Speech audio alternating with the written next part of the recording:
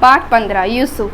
सत्य, परमेश्वर बुराई को भलाई में बदल सकता है। बाइबल आज, यद्यपि तुम लोगों ने मेरे लिए बुराई का विचार किया था, परंतु परमेश्वर ने उसी बात में भलाई का विचार किया, जिससे वैसा करे जैसा आज के दिन प्रकट है कि बहुत से लोगों के प्राण बचें। उत्पत्ति 50:20। परिचय, वायदे के अनुसार परमेश्वर याकूब को सही सलामत कनान देश लेकर गया। उत्पत्ति 37:1। परमेश्वर ने याकूब का नाम बदलकर इसराइल रखा।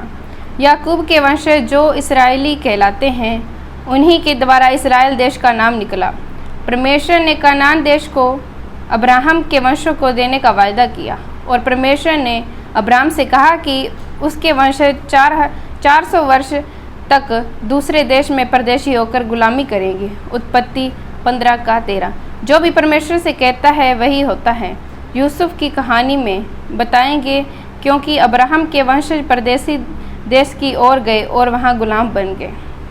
उत्पत्ति 37:1 और 4। याकूब के 12 पुत्र थे। यूसुफ उसका चहेता प्रिय पुत्र था। याकूब ने यूसुफ को अंगरखा दिया, जो पश्चाताप को दर्शाता है।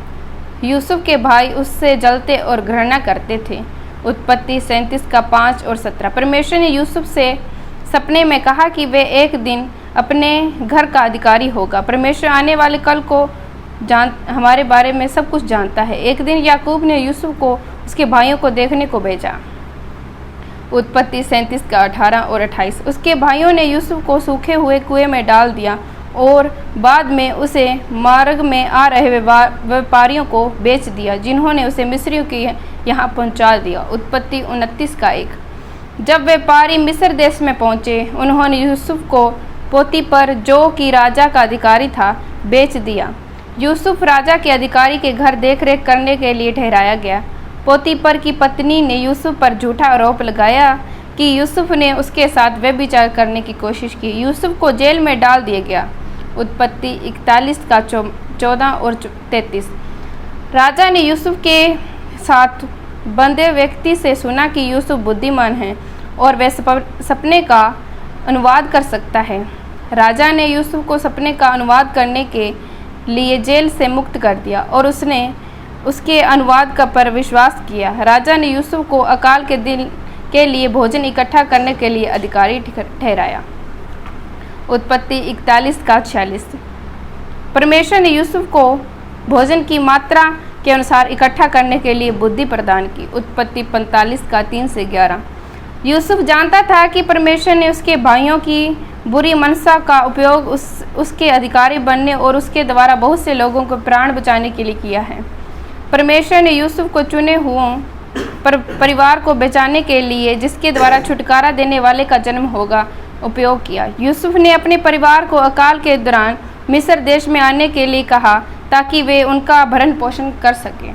उत्पत्ति 46:2 से 4। याकूब अपने वाचा के देश को छोड़ना नहीं चाहता था, किंतु परमेश्वर ने उसके स्वप्न में मिस्र देश का प्रस्थान करने के लिए कहा, क्योंकि परमेश्वर ने कहा था कि उसके वंशज मिस्र में गुलाम होंगे। जैसा परमेश्वर कहता है, वैसा उसके वचन के अनुसार होता है। व्याख्या। कई बार हम नहीं समझ पाते हैं हमारे जीवन में बुरी घटनाएं क्यों होती हैं। यूसुफ गुलाम के रूप में बेचा गया और जेल में डाला गया, यद्यपि उसका कोई अपराध नहीं था। वास्तव में वह नहीं समझ सका कि उसके साथ क्यों हो रहा है, किंतु वह निरंतर परमेश्वर से प्रेम और उस पर विश्वास करता रहा। यद्यपि हम भी नहीं समझ पाते कि परमेश्वर हमसे प्रेम करता और बुरी घटनाओं द्वारा अच्छे कार्यों को पूरा करता है। पूछें, इस कहानी में आपको कौन सी बात अचंभित करती है? इस कहानी में कौन सी सबसे बात रुचिकर थी? चुनौती, जो भी इस सप्ताह में आपने परमेश्वर के वचन से सीखा है, दूसरों को भी सिखा।